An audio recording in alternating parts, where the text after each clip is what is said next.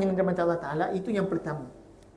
Yang kedua, kita nak menceritakan pula tentang syurga dan neraka. Syurga dan neraka inilah tempat rumah kita yang sebenarnya. Hari ini rumah kita dekat sini, ini rumah muaggatan, rumah sementara. Kalau kita dah wafat, maka ada warisnya. Tapi rumah yang sebenarnya, yang selama-lamanya, hanya dua tempat sahaja, iaitu syurga dan neraka. Pernah satu ketika Jibril alaihissalam minta izin dengan Allah nak tengok syurga.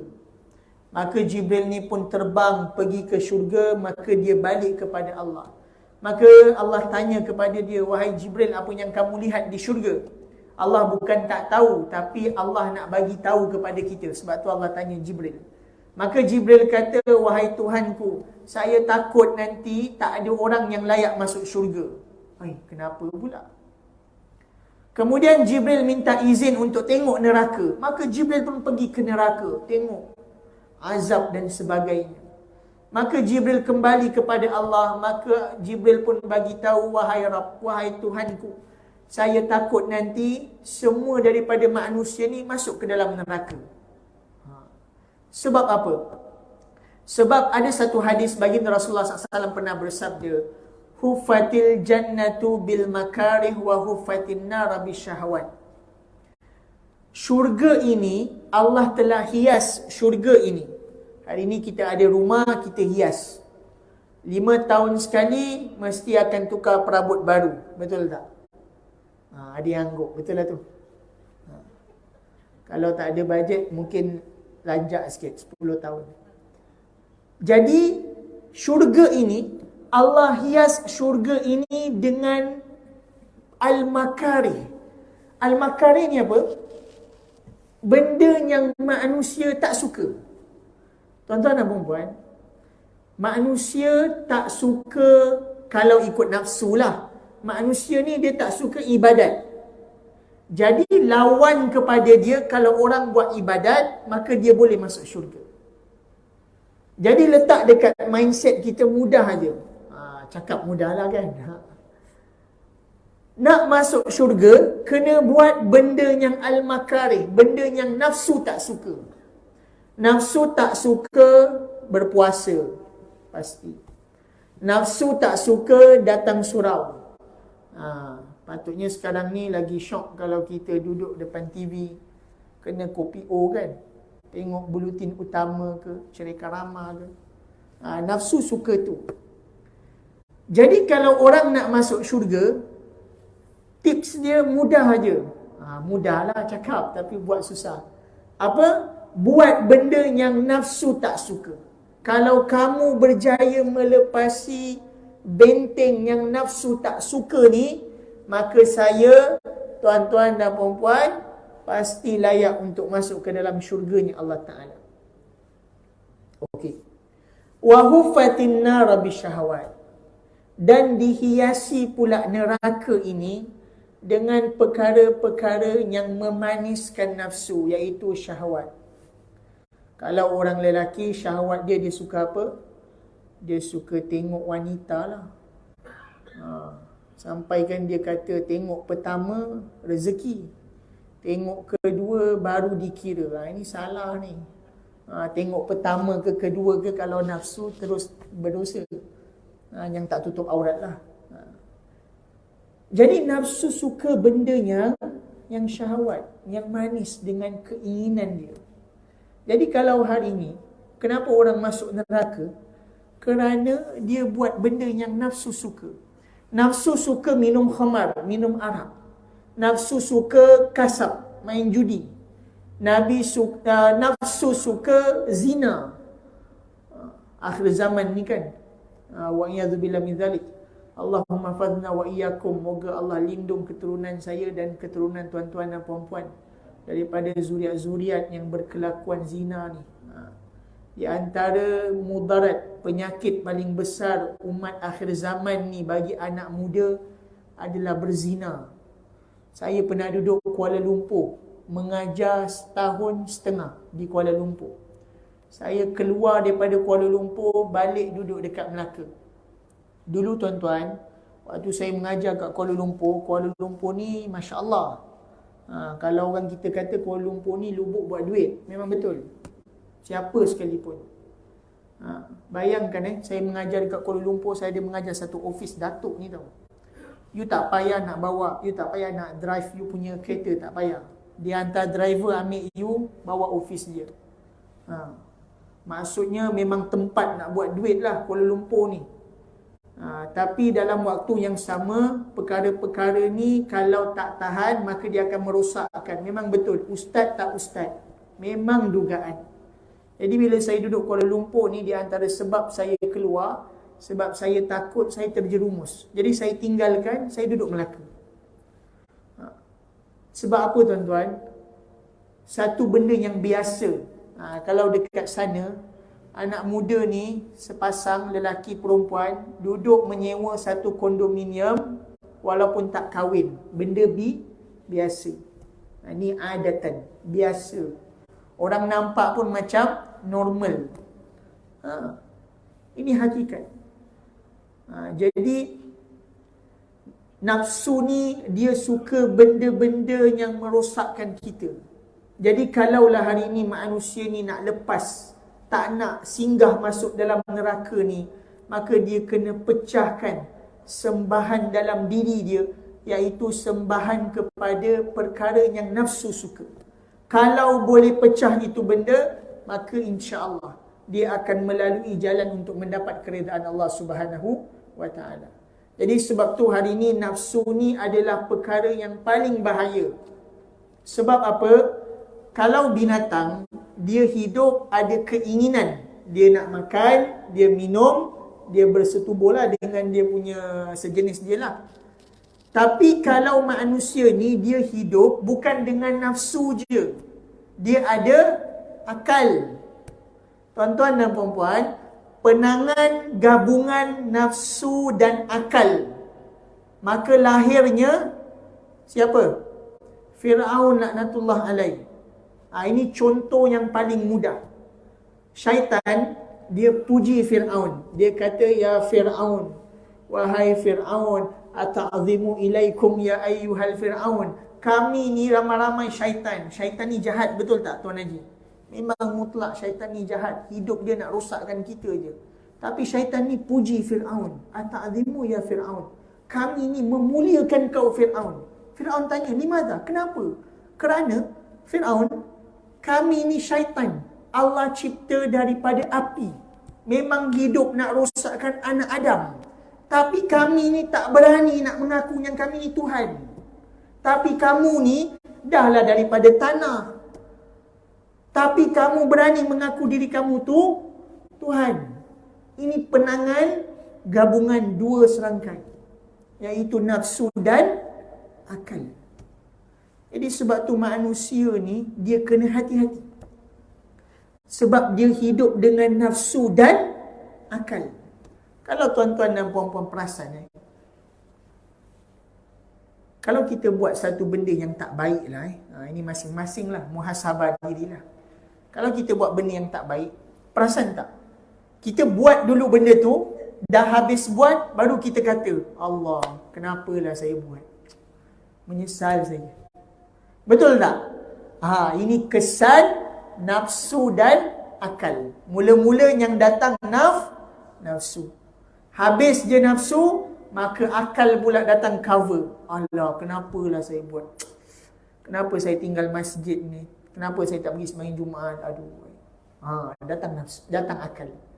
Jadi sebab tu hari ni manusia ni dia kena hati-hati dalam hidup. Sebab dia hidup dengan nafsu dan akal. Lebih-lebih lagi nafsu ni sangat-sangat mengerikan. Pernah satu ketika terjadi satu perbualan antara malaikat. Malaikat ni bila dia tengok manusia ni kan, dia kata, kenapalah manusia ni susah sangat hidup nak kawal nafsu ni. Kan mudah aja. Taat je lah pada Allah. Jadi Allah Subhanahu Wa Taala nisbahkan malaikat ni menjadi manusia. Ada nafsu. Akhirnya bila diberikan nafsu, maka tersadung dengan ikutan nafsu. Maka dia bertaubat, Allah jadikan balik malaikat. Maka Allah tanya kepada dia, Dia kata apa? Kalaulah saya tahu macam ni rupanya, saya tak minta macam ni. Sebab apa? Sebab itulah Allah muliakan manusia ni. Sebab manusia ni dia hidup dengan nafsu dan akal. Malaikat pun pernah diberi cuba hidup dengan nafsu, tapi akhirnya terkandas. Jadi sebab tu mulianya manusia ni. Jadi tuan-tuan dan puan-puan yang dirahmati Allah Subhanahu wa taala, kalaulah kita dapat menundukkan nafsu ni, maka hidup kita ni bakal mudah, manis dengan ibadat. Saidina Umar pernah cakap dalam kitab, dalam syairnya. Apa dia kata? Dia kata, la ta'takidul hirsun, la taj'alu hirsun. Jangan kamu jadi kuda dan nafsu yang menjadi penunggang kuda. Tetapi kamu jadi penunggang kuda dan nafsu yang menjadi kuda yang kamu tunggang. Maksudnya, jangan biarkan nafsu yang membawa diri kita. Kalaulah nafsu yang memandu diri manusia ni, maka manusia ni akan karam seperti mana Fir'aun laknatullah alaih. Manusia ni akan rosak dan sombong seperti mana Namrud laknatullah alaih. Manusia ni akan bangga dan riak seperti mana Qarun laknatullah alaih. Tapi kalaulah manusia ni dapat jaga nafsu dia, dapat tundukkan nafsu dia, maka dia pun layak untuk dimuliakan seperti mana Abu Bakar As-Siddiq radhiyallahu anhu, seperti mana Mus'ab bin Umair, seperti mana Ja'far At-Tayyar. Ini manusia-manusia yang sama macam kita. Dia pun manusia. Dia bukan Nabi. Sahabat bukan Nabi. Dia manusia. Cuma sahabat ni lebihnya dia dapat tengok Nabi. Itu je. Tapi dia hidup macam kita, tuan-tuan. Dia pun makan dan minum. Tapi sebab apa Allah jamin mereka masuk syurga? Allah muliakan mereka kerana mereka beramal dengan ilmu mereka. Contohnya, menundukkan hawa nafsu. Jadi hari ini kita nak kena azam lah, supaya kita nak buat sesuatu perkara tu, biarlah kita tidak mengikuti telunjuk daripada hawa nafsu. Jadi yang terakhir, sebelum kita nak akhiri majlis kita ni, ada satu lagi hadis yang saya nak bacakan, iaitu tentang hadis siapakah nanti kita akan bersama di hari akhirat. Baginda Rasulullah SAW pernah bersabda, Al-mar'u ma'aman ahab, atau al-mar'u ma'aman ahbabta. Seseorang ini akan dibangkitkan bersama dengan orang yang disayang. Tuan-tuan dan puan-puan yang dirahmati Allah Subhanahu wa taala, kalau saya tanya semua orang lah, saya percaya semua orang akan cakap, Ustaz, saya sayang Nabi, saya sayang orang-orang baik, keluarga saya. Ini semua orang akan cakap, betul tak? Tapi cakap ni dia boleh jadi cakap je. Cakap ni dia boleh cakap macam gajah boleh terbang pun boleh. Maksudnya cakap ni dia hanya sekadar cakap. Cakap ni dia memerlukan bukti. Kalau hari ni saya cakap, saya ni sayang Nabi. Apa bukti kita sayang Nabi? Apa bukti dia? Kita kena kenal Nabi. Kalau hari ni kita kata kita sayang agama, maka apa bukti dia? Kita kena jadi orang yang belajar agama, amalkan agama. Tuan-tuan dan puan-puan, nanti di hari akhirat ada farik tau. Farik ni apa? Farik ni grouping. Ini grup Abu Jahal dan konco-konconya. Ini grup Fir'aun dan konco-konconya. Jadi, manusia ni nanti Allah akan bangkitkan bersama dengan orang yang dia sayang. Maksud orang yang dia sayang ni, orang yang dia hidup, dia ikut cara orang tersebut. Sebab itu, hari ini orang Islam taat perintah Allah, ikut cara baginda Rasulullah SAW. Kalau sekadar taat Allah, tapi tak ikut cara Nabi, maka dia tak boleh. Kalau ikut cara Nabi, tak taat Allah pun tak boleh. Maka dia kena taat Allah, ikut cara baginda Rasulullah SAW. Maka barulah nanti layak di hari akhirat kalau kita dibangkitkan satu farik, iaitu satu golongan, satu bendera dengan benderanya baginda Rasulullah SAW. Jadi hari ini, sebab apa kita belajar ilmu? Sebab apa kita nak jadi orang baik? Sebab kita nak dibangkitkan dengan orang macam ni. Kalau hari ni kita kenal contoh, kita kenal pemain bola sepak Cristiano Ronaldo, betul tak? Orang muda sangat kenal. Nama anak dia pun dia kenal, nama bapa dia pun dia kenal. Takjub saya. Dia kenal sirah Cristiano Ronaldo ni. Tak mustahil nanti di hari akhirat, kalaulah Cristiano Ronaldo tak masuk Islam lah, kita doalah dia masuk Islam, maka nanti di hari akhirat dia akan dibangkitkan dengan orang yang dia sayang. Contoh orang perempuan, anak-anak muda perempuan kan, dia suka siapa? Dia suka artis Korea kan, K-pop tu kan. Kalaulah dia sayang betul-betul, tak mustahil di hari akhirat nanti Allah bangkitkan dengan golongan tu. Golongan tu nak tolong dia ke? Golongan tu nak bagi syafaat dekat dia ke? Tak ada. Jadi sebab itu hari ini, kenapa kita ikut cara Nabi? Kenapa kita nak kenal Nabi? Kenapa kita belajar ilmu agama ni? Sebab kita berharap yang kita ni bangkit satu golongan dengan golongan baginda Rasulullah sallallahu alaihi wasallam. Allahumma ja'alna minhum. Moga-moga Allah bangkitkan kita dengan mereka. Amin ya rabbal alamin. Jadi itulah di antara 3 hadis yang saya kongsikan kepada malam ini. Mudah-mudahan sedikit sebanyak Allah Subhanahu wa taala memberikan kesedaran kepada saya terutamanya dan kepada tuan-tuan dan puan-puan, dan kita berharap ilmu yang kita belajar ni tidak menjadi sekadar halwa telinga, tetapi memberi kekuatan kepada kita untuk sama-sama kita amalkan, berusaha untuk menjadi lebih baik daripada hari semalam. Dan kita berharap kepada Allah Ta'ala, mudah-mudahan apa yang kita dengar ini dapat kita amalkan dan kita sampaikan kepada mereka yang tidak ada di dalam majlis ini. Jadi sebelum kita nak akhiri, saya dimaklumkan ada seorang anak daripada jemaah kita akan melahirkan zuriat nanti pada waktu akan datang, pada 7 hari bulan pada baru 7 bulan, tak lama lagi 2 bulan lagi. Jadi kita doakan dia supaya Allah Subhanahu Wa Taala memberikan kepada dia keselamatan, dan Allah Ta'ala berikan kepada kita keselamatan juga, dan mudah-mudahan Allah selamatkan seluruh ahli keluarga kita dan seluruh kerabat kita. Jadi kita baca doa sikit, kemudian kita tangguh majlis kita insya-Allah. A'udzubillahi minasyaitanirrajim. Bismillahirrahmanirrahim. Alhamdulillahirabbil alamin, wassalatu wassalamu ala asyrafil anbiya wal mursalin wa ala alihi washabbihi ajmain. Allahumma inna nas'aluka salamatan fid din wa afiyatan fil jasad wa ziyadatan fil ilmi wa barakatan fil rizq wa taubatan qabla al maut wa maghfiratan indal maut. Allahumma khawwin alaina fi sakaratil maut wa najata minan nar wal afa indal hisab. Allahumma khtim alaina ya Allah bi husnil khatimah wa la takhtim alaina ya Allah bi su'il khatimah. Allahumma ya man la yahtaju ila al bayani wat tafsir, hajatuna kathir ya Allah, wa anta alimun biha wa khabir. Ya Allah, Tuhan kami, ampunkan dosa-dosa kami ya Allah, ampunkan dosa kedua ibu bapa kami ya Allah, ampunkanlah dosa anak-anak dan isteri kami ya Allah, ampunkanlah dosa muslimin dan muslimat yang lain ya Allah. Ya Allah, Tuhan kami, dengan keberkatan majlis ilmu ini, kalau ada di antara kami yang sakit, maka sembuhkan mereka ya Allah. Kalau ada yang sedang susah, maka senangkan mereka ya Allah.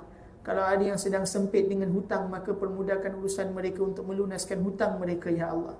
Ya Allah, Tuhan kami, kalau ada ahli keluarga kami yang sedang susah di dalam kubur, maka senangkanlah urusan mereka di dalam kubur mereka ya Allah. Kumpulkan mereka bersama dengan orang yang beriman ya Allah. Ya Allah, Tuhan kami, dengan keberkatan majlis ilmu ini, maka tanggalkanlah sifat-sifat sombong di dalam diri kami ya Allah. Tundukkanlah ego kami ya Allah. Hiasilah hati kami dengan sifat-sifat mahmudah ya Allah. Hiasilah hati kami dengan sifat-sifat yang terpuji ya Allah. Allahumma ya mughallibal qulub, tsabbit qulubana ala dinika wa ala ta'atik. Ya Allah, Tuhan kami yang maha membolak-balikkan hati, tetapkanlah hati kami ya Allah kepada agama Engkau ya Allah, dan tetapkanlah hati kami untuk beribadat kepada Engkau ya Allah, seperti mana Engkau telah menetapkan hati Ibrahim alaihissalam ya Allah. Ya Allah, Tuhan kami, kepada Engkau kami meminta ya Allah, dan kepada Engkau kami berhajat ya Allah. Tidak ada tempat yang lebih layak untuk kami meminta melainkan hanya senya kepada Engkau ya Allah. Rabbana zalamna anfusana wa illam taghfir lana wa tarhamna lanakunanna minal khasirin. Rabbana atina fid dunya hasanah wa fil akhirati hasanah wa qina adzabannar. Wa sallallahu ala sayyidina Muhammadin nabiyil ummi wa ala alihi washabihi wasallam. Subhana rabbika rabbil izzati amma yasifun wa salamun alal mursalin walhamdulillahi rabbil alamin. Taqabbalallahu minkum.